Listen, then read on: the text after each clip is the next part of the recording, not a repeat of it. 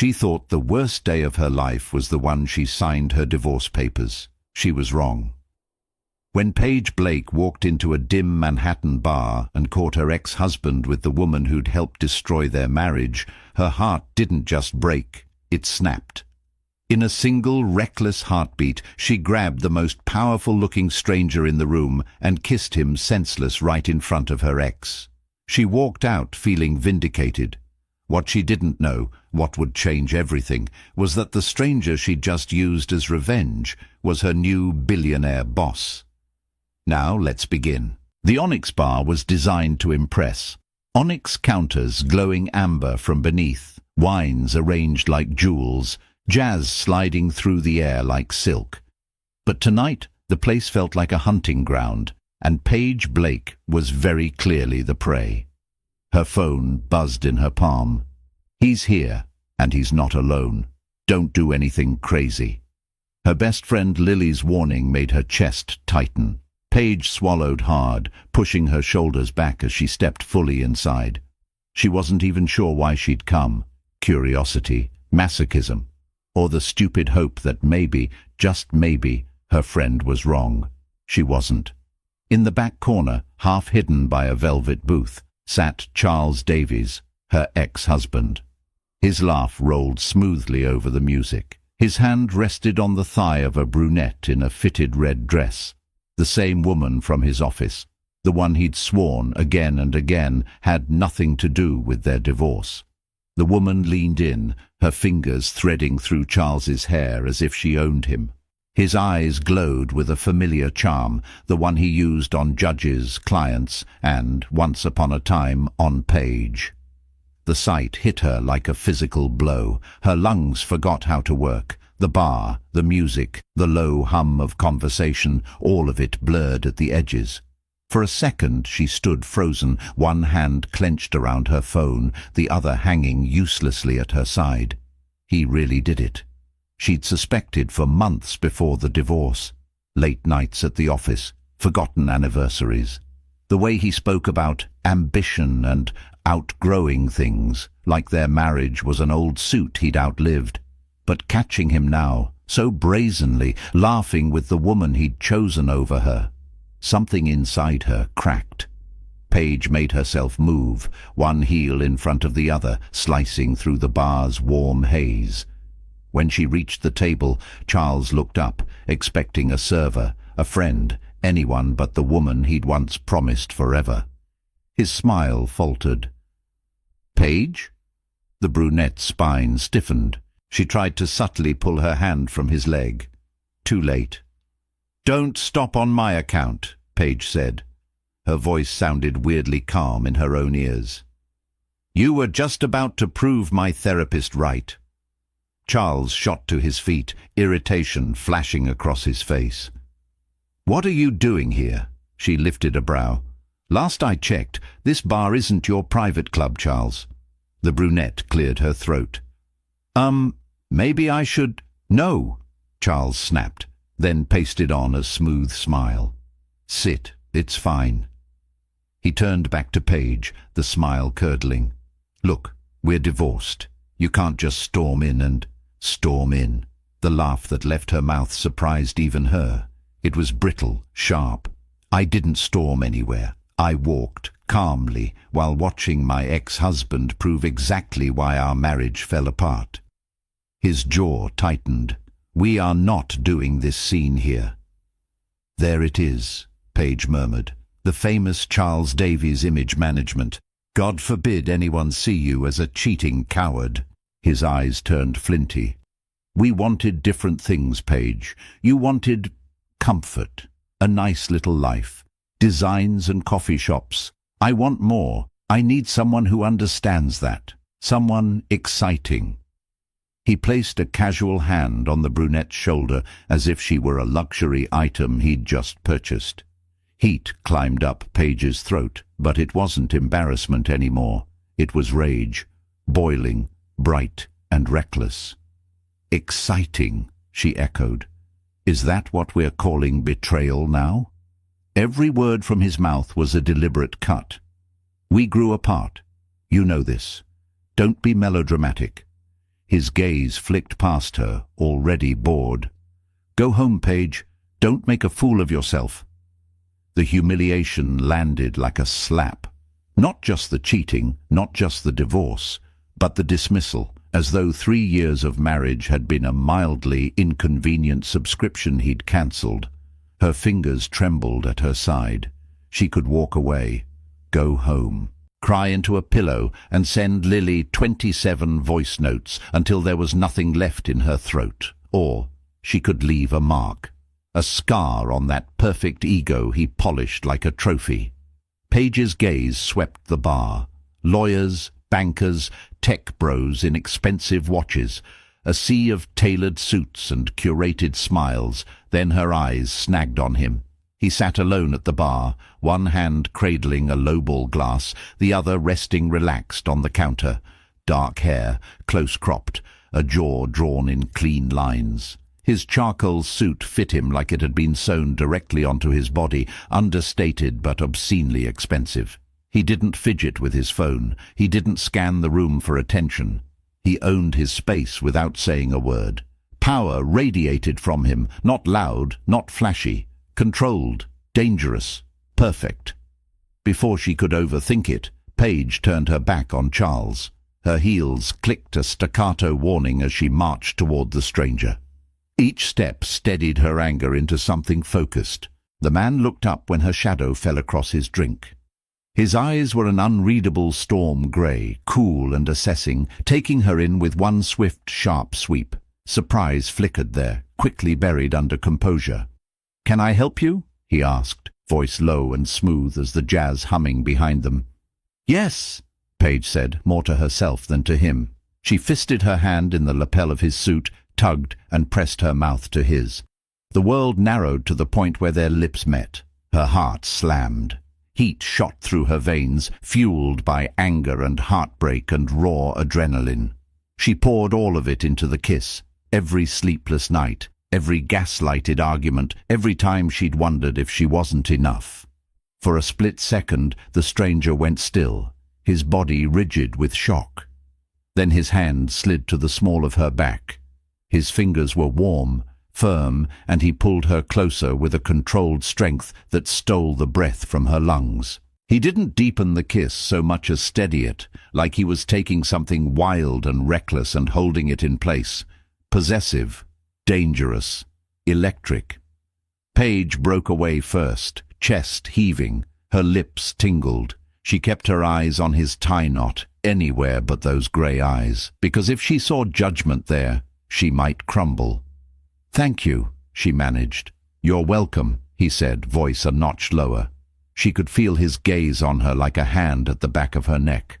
She turned then, fast, her pulse roaring in her ears. Charles stared at her, mouth parted, colour drained from his face. The brunette blinked rapidly, looking between Paige and the stranger like she was watching a live grenade go off. "Turns out, Charles," Paige said, letting her voice carry just enough to reach their table, "I was looking for something more exciting too." For the first time that night, Charles had no comeback. Paige didn't wait for one. She spun on her heel and walked straight out of the Onyx, head high, heart pounding. The night air hit her lungs like ice, but she just kept walking, one hand pressed to her still tingling mouth. She had no idea she'd just detonated something much bigger than her ex-husband's ego. She had kissed a stranger, and that stranger, Christopher Harrington, had already bought the company where she worked. Monday morning came with a hangover of regret, despite the fact that Paige hadn't had nearly enough alcohol to warrant one. She stood in front of the bathroom mirror, dabbing concealer under her eyes. Sleep had been a joke. Every time she'd closed her lids, she'd felt his hand at her back, the cool brush of an expensive suit under her fingers, the way he'd steadied her like he had every right to. "Idiot," she muttered at her reflection. "World-class idiot." Her phone, sitting on the sink, buzzed again. A text from Lily. "How are you holding up?" Also, "Was the guy at least hot?" Paige stared at the message, then let out a short, humourless laugh. Hot was such a small word for what that stranger had been. Intense, stunning, intimidating. The kind of man who probably owned a private jet and frightened waiters without trying. She typed back, "I'll debrief you at lunch, if I survive until lunch." Innovate Design Studio occupied the 12th floor of a glass tower in Midtown. Usually the place buzzed with energy.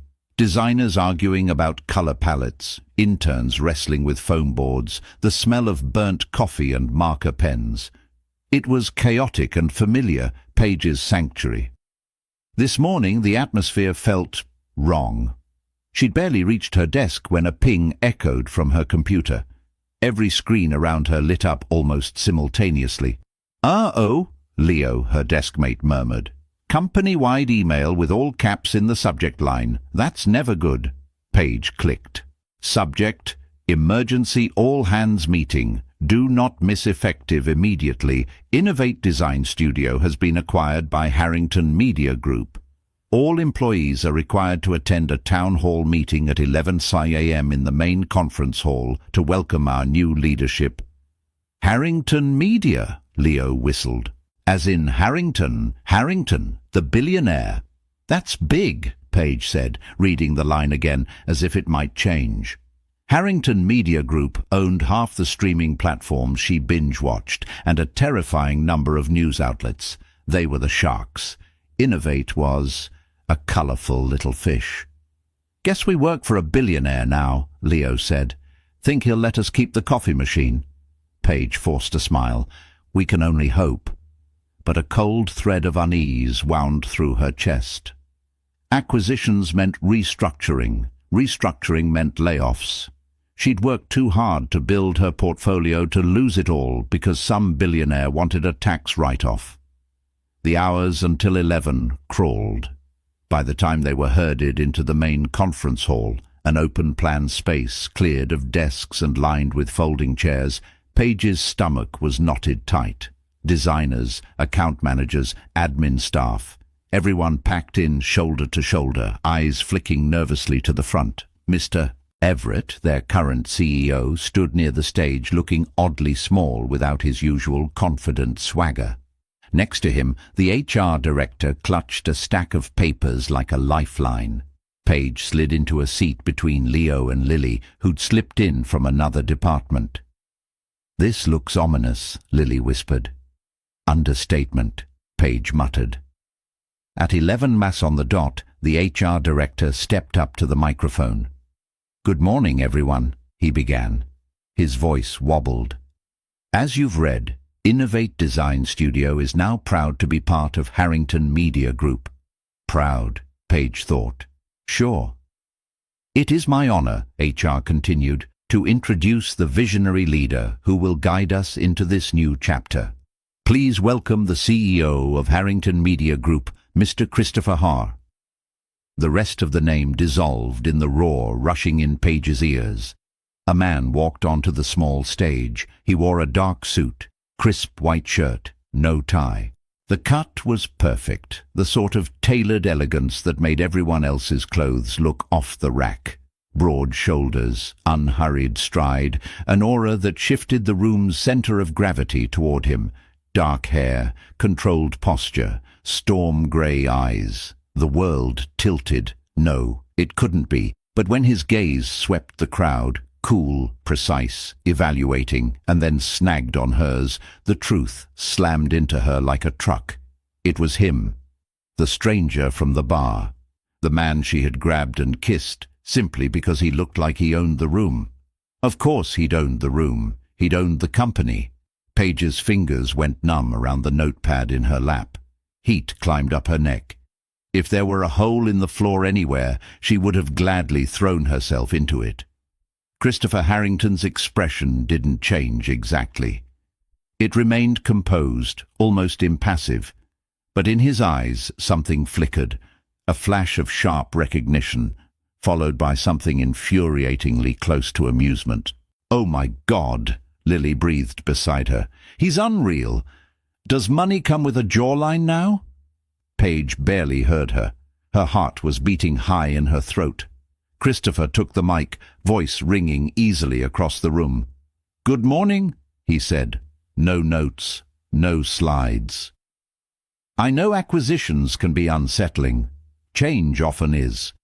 But Harrington Media didn't buy Innovate to dismantle it. We acquired you because we see value here. Talent, potential, creative energy we want to amplify, not erase. His speech was polished, perfectly pitched. He talked about integration, resources, global reach. Every sentence filled with the kind of corporate language that should have sounded cold. Coming from him, it felt like a warning wrapped in velvet.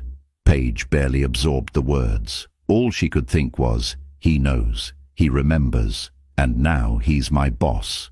When the applause finally died and people started to rise, the room buzzed with speculation. Do you think we'll get health benefits that actually benefit us now? Leo joked weakly. Do you think he's single? Someone behind them whispered. Focus, Paige muttered, shoving her notepad into her bag, desperate to escape. She didn't make it. As the crowd shifted, a hush rolled through the hall like ripples spreading in water. Conversations dimmed. Heads turned.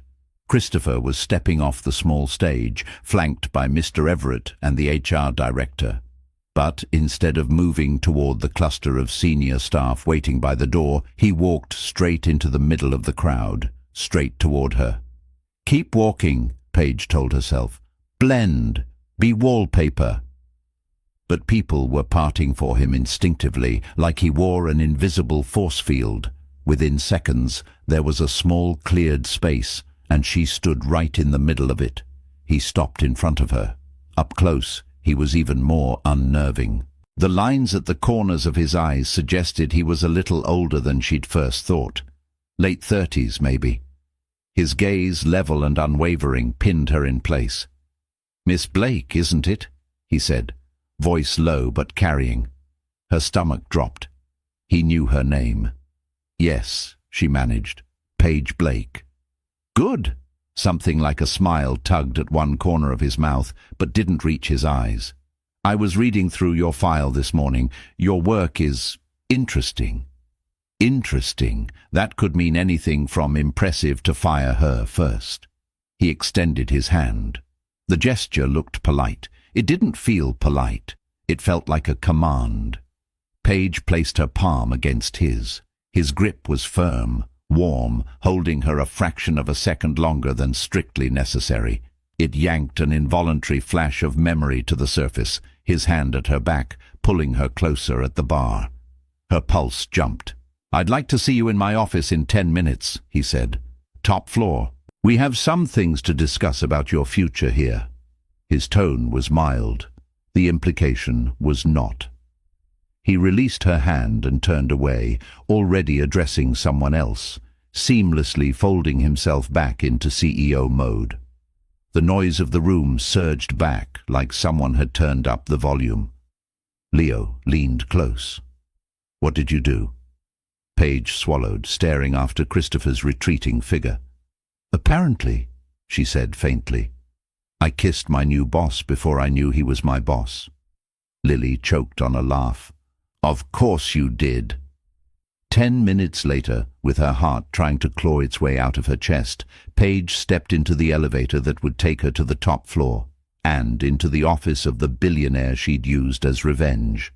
The top floor of the building didn't look like it belonged to the same company, where the 12th floor was open and cluttered, mood boards, sample walls, the occasional beanbag. The executive level was all controlled lines and hushed luxury. Thick carpet swallowed her footsteps. Abstract art hung on pristine walls.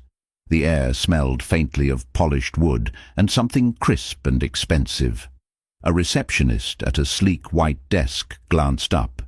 You must be Ms. Blake. Mr. Harrington is expecting you. Of course he was. Thank you, Paige said, forcing her voice not to wobble. Straight through, the receptionist gestured. Last office on the right. The door was tall, dark wood, the kind that made everyone on the other side feel smaller. Paige wiped her palms on her skirt, then knocked. Come in, came the reply. Calm, controlled. She pushed the door open. The office was huge. Floor-to-ceiling glass on one side offered a sweeping view of the city, skyscrapers slicing into a pale winter sky. The rest of the room was minimalist, a large black desk, a few leather chairs, built-in shelves with neatly arranged books and a handful of personal items. Christopher Harrington stood near the window, hands in his pockets, looking out over the city like it was a map only he knew how to read. "Ms. Blake," he said without turning, "close the door." The click of the latch sounded unnervingly final. He turned then, and for a fraction of a second the mask slipped.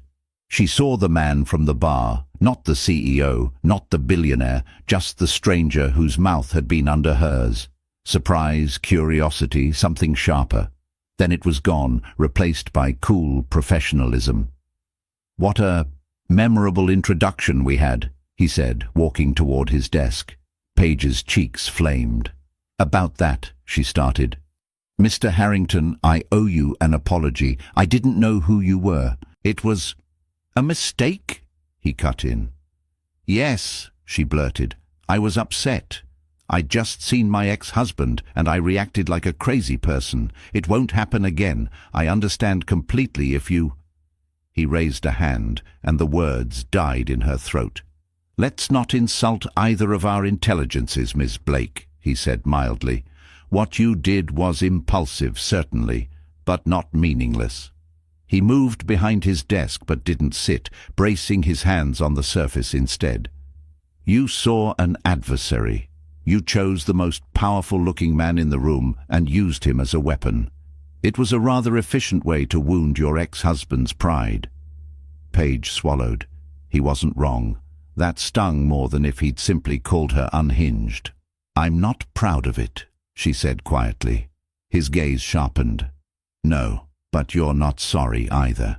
She opened her mouth, then closed it again. Honesty seemed safer than pretending to be something she wasn't. "Not entirely," she admitted. He deserved at least one moment of humiliation. Something like approval flickered in Christopher's eyes, gone as quickly as it came. "Regardless," he said, straightening, "we have a practical problem." Here it was. The part where she was fired so fast, her security badge melted. "I understand," she said, forcing herself to meet his gaze. "If you want me to hand in my resignation—" He blinked. "Resignation? Why on earth would I waste talent like yours over a kiss?" That was not the script she'd expected. She floundered. "I assumed you wouldn't want someone so unprofessional, representing your company." He tilted his head, studying her. "What you did was reckless. It showed a lack of control." He paused. "It also showed initiative, decisiveness under emotional strain, and a willingness to take bold action to protect yourself. I don't have much use for timid people in my organization, Ms. Blake." So was he complimenting her? "I read your portfolio this morning," he continued. "Your work is sharp. You understand brand narrative in a way most junior designers don't. You're wasted where you are." Shock flared through her. "Wasted?" His mouth curved just a little. "Let me rephrase. You're underutilized. And after what happened at the bar, it would be unwise to let you remain in a position where your temper can create problems I don't directly control." And there it was, the catch. "What exactly are you suggesting?" Paige asked carefully. "I'm not suggesting anything." He walked around the desk, closing the distance between them until he was only a few feet away. "I'm informing you of a change." Her heartbeat spiked. "Effective immediately," he said. "Your role as junior designer in the general pool is dissolved." A lump formed in her throat. It sounded awfully like the first part of a termination sentence. "In its place," he went on, "you will assume the position of personal design liaison to the CEO." Paige stared. "I'm sorry. The what?" His eyes glinted. "You'll report directly and only to me. You'll handle all high-priority design projects I designate. You'll coordinate with external agencies when necessary and oversee internal execution. Your desk will be moved to the anteroom outside this office." He might as well have said, "I am moving you into my shadow." She swallowed. "That sounds like a promotion." "It is," he said, "and a test." Her mind raced. Working directly under a billionaire CEO would fast-track her career or destroy it. Her friends downstairs would assume she'd slept her way upward, especially once they learned about the bar incident. The gossip would be brutal. "Why me?" she asked before she could stop herself. He considered her for a moment, eyes unreadable. "Because you're talented. Because you're not afraid to challenge people more powerful than you. And because after Friday night, I'd be a fool not to keep a closer eye on you." "So this is about control," she said, the words slipping out. "Everything is about control," he replied without missing a beat, "especially in my world." He stepped back, giving her space to breathe. "There will be people who assume this promotion has nothing to do with your work, that it's about what happened at the bar." Paige's cheeks burned. "They'd be wrong." "Yes," he said, "they would. But people don't need to be right to be dangerous." Her throat tightened. "Then maybe you shouldn't do this." "On the contrary," he said. "Your reputation already has a problem whether you accept this or not. At least this way, I can make sure your work is visible enough to drown out the noise." It was a trap, a gilded one, but a trap nonetheless. Stay where she was and risk being quietly cut in a restructuring. Take the promotion and risk becoming office gossip's favorite topic. "And if I say no?" she asked. He smiled, a slow tilt of his lips that was not comforting. "You won't." Anger flared, cutting through her fear. "You don't get to decide that." "Oh, I assure you," he said softly, "I don't decide your choices. I merely structure your options. You can remain in your current role and wait for Harrington Media's integration team to review redundancies. Or you can take the position I'm offering, increase your visibility, and put yourself in a place where your talent might actually be recognized." She stared at him, chest tight. The message beneath his calm words was clear. Stay below and risk being expendable. Come up here and at least have a fighting chance. "Why do I get the feeling you're very used to people saying yes to you?" she muttered. "Efficiency is one of my strengths," he said dryly. "So is identifying assets worth the effort to retain." Assets. That's what she was to him, not the woman who'd kissed him in a bar, not a heartbroken ex-wife. An asset. Maybe that was better. "Fine," Paige said finally, her voice steadier than she felt. "I'll take the position." He nodded as if her answer had never been in doubt. "HR will send you the updated contract and compensation package by the end of the day. Your desk will be moved this afternoon. Be in at 9 sharp tomorrow. We have work to do." "Work?" she echoed, bracing herself. He walked back to the window, hands sliding into his pockets. "You didn't think I promoted you for fun, did you?" He glanced over his shoulder. "Your first task as my liaison, Ms. Blake, will be to redesign the corporate identity of Harrington Media Group." Her jaw dropped. "Redesign? Your entire brand?" "Yes." His eyes met hers, cool and unwavering. "The logo, the visual language, the digital presence, all of it." "That's enormous," she said. "Projects like that take months, teams, research." "You'll have both," he said. "Eventually. For now, I want to see your vision. 3 preliminary concepts. On my desk by Friday at 9. "Friday?" she repeated. "That's 4 days. 4.5, he corrected. "Don't be dramatic." Her head spun. "That's impossible." "Impossible is just a word people use when they don't want to try. Close the door on your way out, Ms. Blake." She stared at him for another heartbeat, anger and adrenaline warring in her chest, then turned toward the door. "Oh, and Ms. Blake," he added. She paused, hand on the handle. "In future," he said, "if you intend to use me as a weapon, I expect to be informed beforehand." A flush climbed up her neck. "Don't worry," she said tightly. "I don't plan on kissing my boss again." His smile was almost imperceptible. "We'll see." Paige stepped out into the hallway, the door closing with a soft but final click behind her. Her life had just been turned inside out by one reckless kiss, and the week from hell had only just begun. By Tuesday morning, Paige's old life existed only as a memory 2 floors down. Her new desk sat in the anteroom directly outside Christopher Harrington's office, a sleek white island flanked by glass walls and silence. The designers below buzzed with chatter and music. Up here, the loudest sound was the soft whoosh of the elevator doors. She could feel eyes on her whenever someone from the executive team passed through. Some looked curious, some skeptical. 1 or 2 were openly hostile. Word had traveled fast. The junior designer Everett had barely known now had a direct line to the billionaire. Leo had texted her a stream of knife and fire emojis.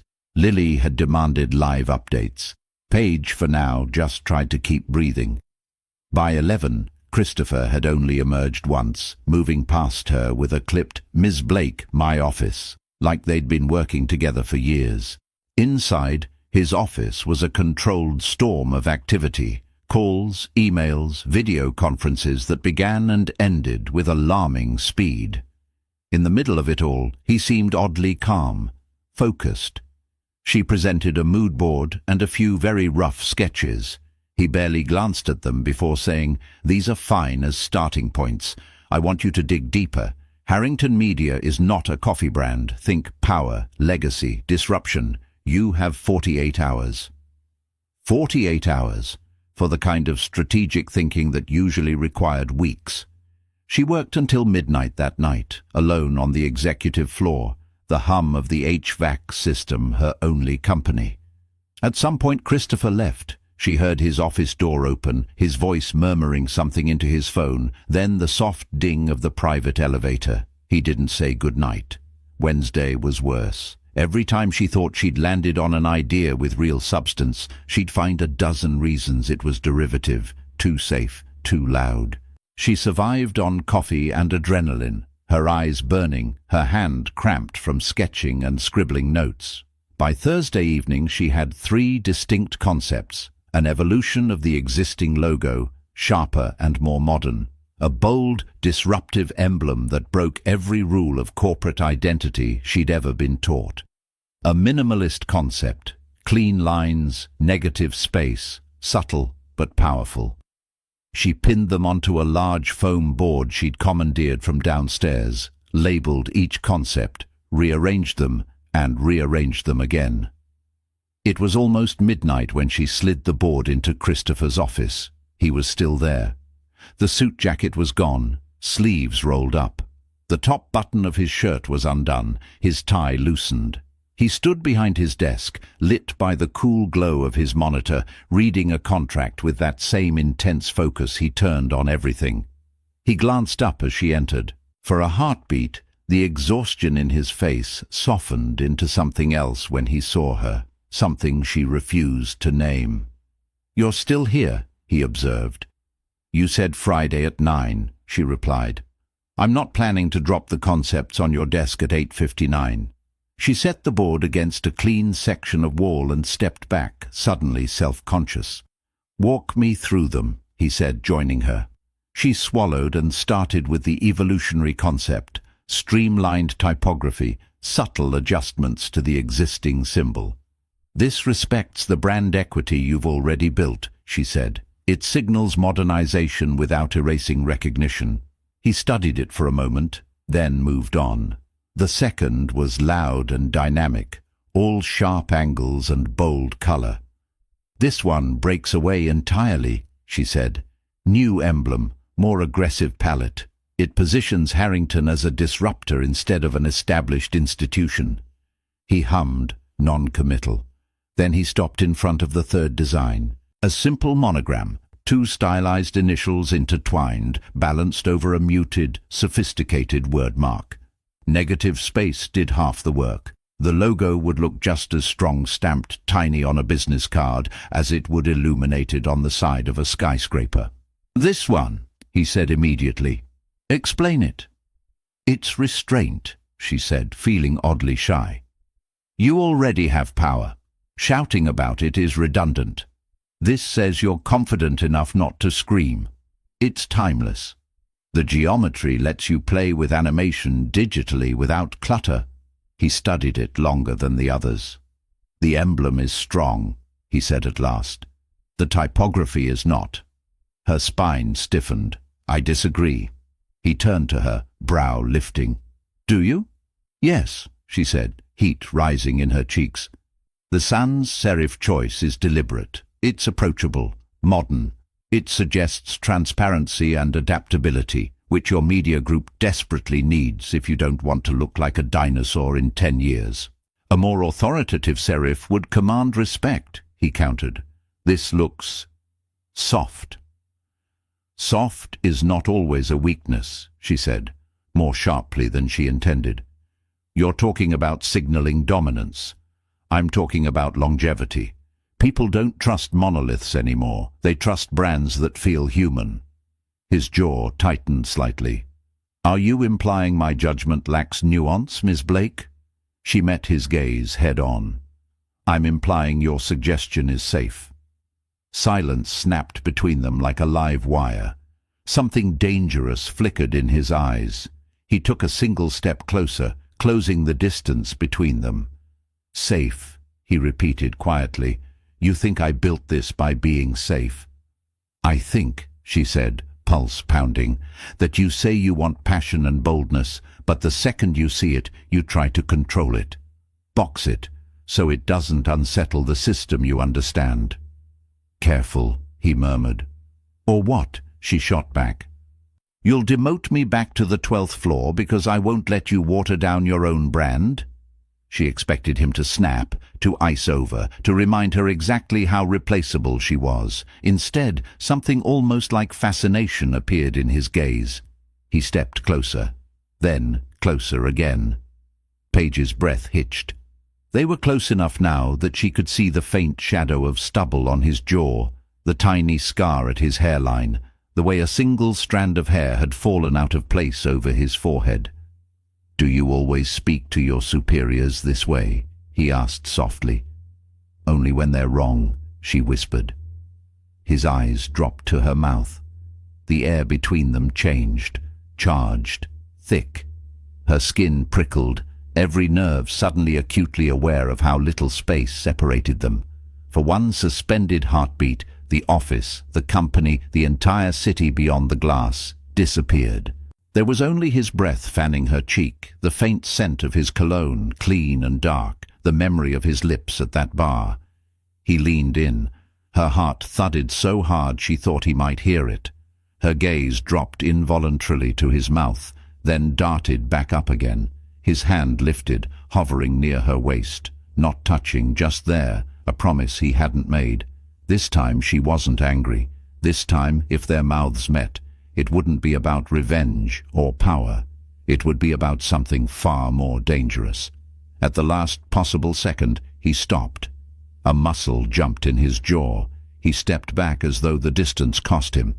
The deadline is 9 a.m., he said, voice rougher than before. Bring me finalized typography options by then. We'll present to the executive board next week. The spell shattered. Paige swallowed, throat suddenly dry. Yes, Mr. Harrington. He turned away, back to his desk, shoulders just a little too tight. She stood there for a moment, trying to convince her knees to work again. On her way out, she paused at the door. For what it's worth, she said quietly, I'm not trying to fight you. I'm trying to do what you hired me to do, to give you the best possible work, even if that means telling you no sometimes. He didn't look up from his screen. I'm aware, he said. Go home, Miss Blake.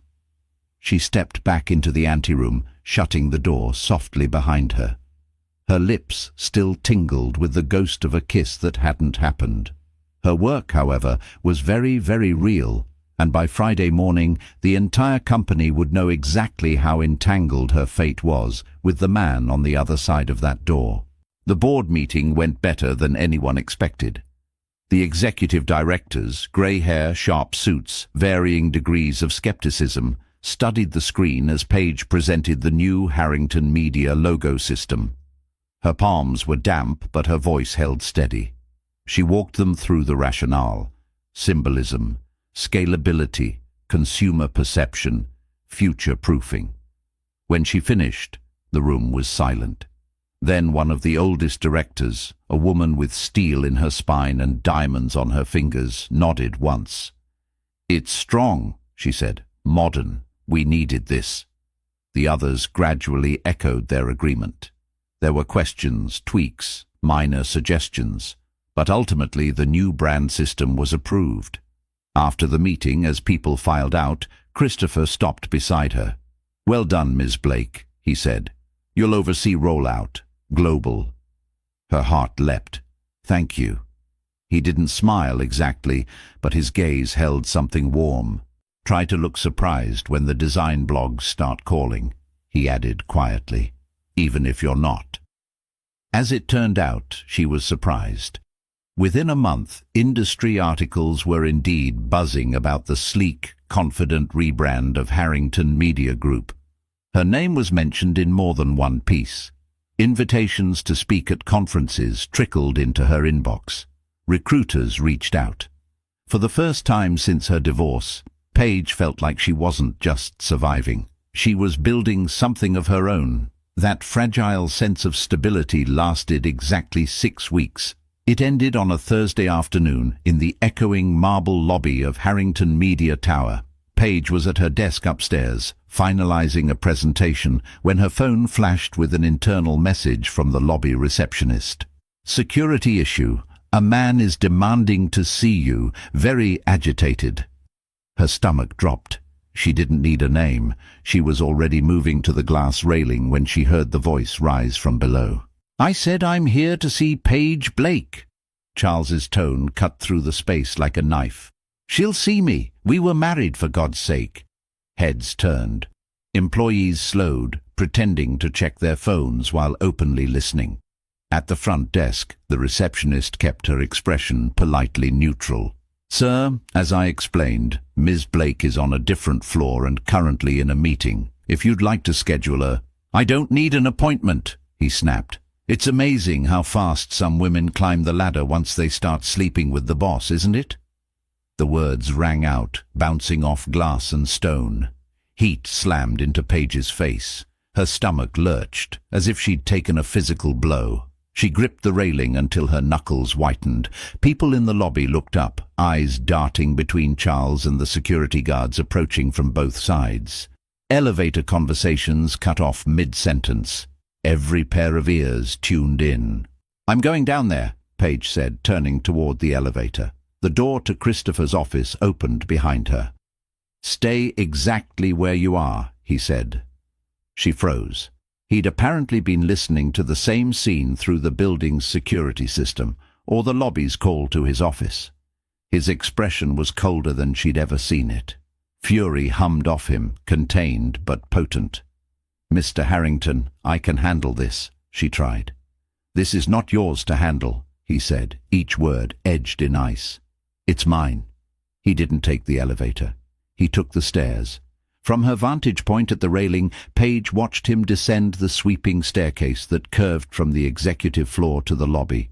The movement drew every eye in the building. Charles had always been the most confident man in any room. Till now. Christopher stepped onto the marble floor with the unhurried stride of a man who knew exactly how much power he held. He crossed the lobby without raising his voice, without any outward sign of emotion beyond the razor-sharp focus in his eyes. The security guard stepped aside, almost instinctively, as he stopped directly in front of Charles. "You must be Mr. Davies," Christopher said, voice cool. Charles straightened, attempting to reclaim some of his earlier bravado. "That's right," he said. "And you must be the billionaire who thinks he can buy whoever he—" "I don't care who you are," Christopher cut in so softly it was almost gentle. "What I care about is that you are currently trespassing on private property and harassing one of my employees." "I came to talk to my ex-wife," Charles snapped, emphasizing the word like a weapon, "who, as far as I can tell, got her shiny new title by—" "If you finish that sentence," Christopher said, "you'll be receiving a defamation suit along with your trespass notice." Charles blinked. "Are you threatening me?" "I am promising you," Christopher said. "Miss Blake is in this building because she is the most gifted designer I've had the privilege of working with. The success of our rebrand is due entirely to her vision and execution. Your insinuations are both factually incorrect and legally actionable." The receptionist's eyes widened slightly. A ripple of whispers ran through the lobby. Christopher took a small step closer. Charles flinched, almost imperceptibly. "Here are your options, Mr. Davies," Christopher continued, tone still calm. "You will leave this building immediately under security escort. You will not contact Miss Blake again. You will not speak about her or about myself in any public or professional setting in a defamatory manner." "And if I do?" Charles said, but his voice lacked conviction now. "Then the full legal and financial resources of Harrington Media Group will be directed at dismantling your career, your reputation, and your bank accounts with surgical precision," Christopher said. "You will spend the next decade wishing you had never heard the name Paige Blake. Am I clear?" The silence that followed was absolute. Charles swallowed. Colour leached from his face. "Crystal." "Good," Christopher said. He turned his head slightly. "Gentlemen?" Two security guards stepped in, each taking one of Charles's arms, not roughly but firmly. They marched him toward the revolving doors. The glass spun, then he was gone. Christopher watched him leave, then lifted his gaze. It found Paige immediately. From her place at the railing she felt the full weight of that look. The lethal anger in his expression softened, not much, but enough for her to see something else flicker through. Concern. Then it was gone, replaced by his usual composed mask. His voice, when it reached her, was just loud enough for her to catch. "Are you all right?" She swallowed past the tightness in her throat and nodded. He gave a single, almost imperceptible nod back, then turned away, heading not for the elevators, but back up the staircase, step by measured step. As soon as the lobby's noise rose again, Lily's message pinged her phone. "Did he just threaten to end your ex's entire lineage on live office TV?" Paige stared at the screen, a laugh bubble fighting through the leftover adrenaline. Her hands were still shaking.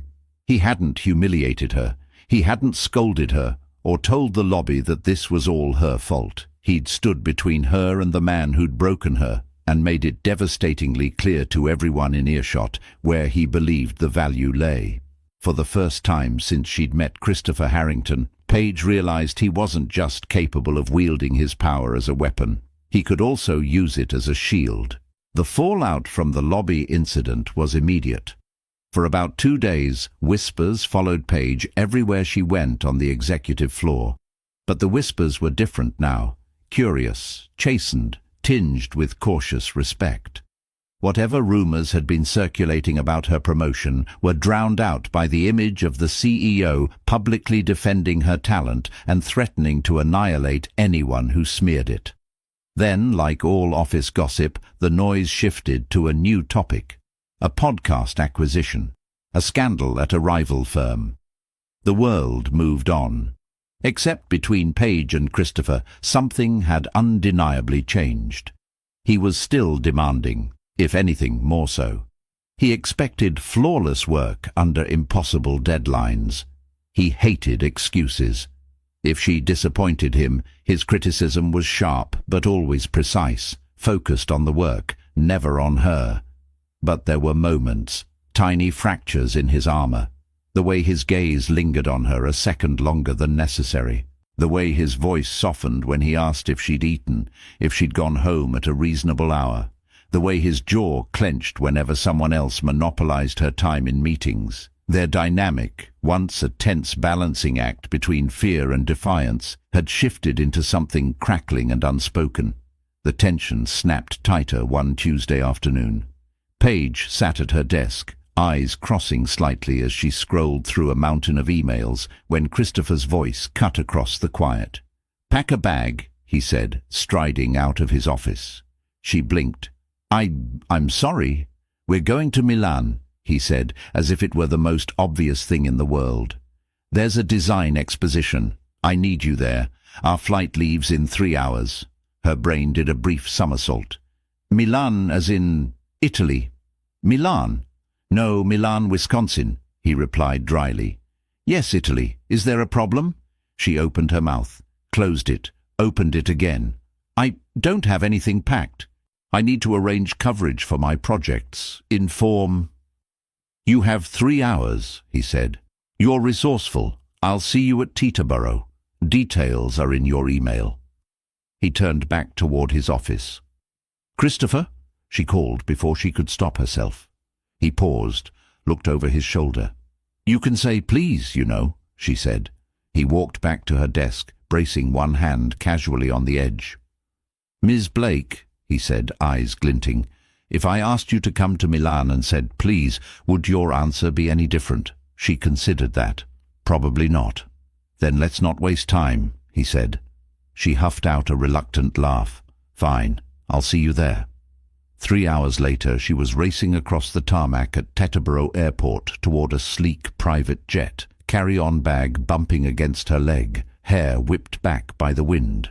An attendant greeted her with a warm smile. Ms. Blake, welcome. Mr. Harrington is already on board. Of course he was. Inside, the plane was less jet and more luxury apartment with wings. Soft leather seats, wood paneling, a couch along one side. Christopher sat near a small conference table, laptop open, sleeves rolled up, reading something on the screen with that same intense focus. He looked up as she approached. You made it, he said. You sound surprised, she replied, sliding into the seat opposite him.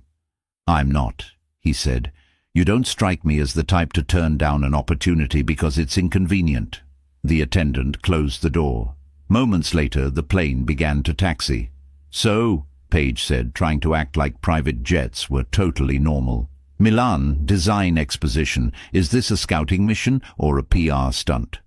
Both, he said. I want to see what the cutting-edge agencies are doing, who's leading conversations in visual identity. And Harrington's sponsorship requires us to be seen. Us, she repeated. Yes, he said. Try not to look terrified when people ask you questions. You're representing the future of our brand. No pressure, she muttered. He glanced at her, amusement softening his features. If you're looking for a job with less pressure, I hear coffee shops are hiring. Don't tempt me, she said. Over the Atlantic, something like a truce settled over them. They reviewed speakers, circled booths on the expo floor map, argued about whether minimalist design was reaching a saturation point. He asked her thoughts, actually listened to the answers, challenged her when he disagreed. No tests, no traps, just two people who loved the same craft, sparring about it. Milan was a fever dream. By day, the design exposition was a riot of color and concept. Holographic installations, interactive brand experiences, fonts that danced when you walked past them. They walked the floor together, picking apart what worked and what didn't. By night, the city turned into something else entirely. They ate pasta in a tiny trattoria where the tablecloths didn't match, and the owner greeted Christopher like an old friend. They walked through the Brera district, past street musicians and open windows spilling laughter and the smell of garlic into the night. Every so often, Paige would catch his profile in the glow of a street lamp, strong jaw, focused gaze, surrounded by old stone buildings and a sky full of stars, and have to remind herself, that's my boss. Not the romantic lead in a movie, my boss. On their last night, the hotel upgraded them to a suite with a shared living room and a balcony overlooking the Duomo, one of those views that made you believe in God, or at least in architecture. After a marathon day of panels and meetings, they stepped onto the balcony with 2 glasses of Italian red. A successful trip, Christopher said, leaning his forearms on the railing. I'll admit, Paige said, this beats the Onyx bar. He glanced at her, eyes catching the last of the sunset. You're finally not glaring at me. I'll mark that as a win. She smiled despite herself. You haven't called my work unacceptable in at least 48 hours. I'm practically euphoric. They stood in silence for a while, watching the city glow. The Duomo's spires reached into the darkening sky, lit from below, intricate and stubbornly beautiful. "Paige," he said quietly. Something in his tone made her straighten. "Yes?" He didn't look at her at first. "There's something I've wanted to ask you since the night we met." She swallowed. "At the bar." "At the bar," he confirmed. He turned then, leaning his hip against the railing, facing her. "Why me?" She blinked. "You know the answer," she said, trying to make light of it. "You looked expensive."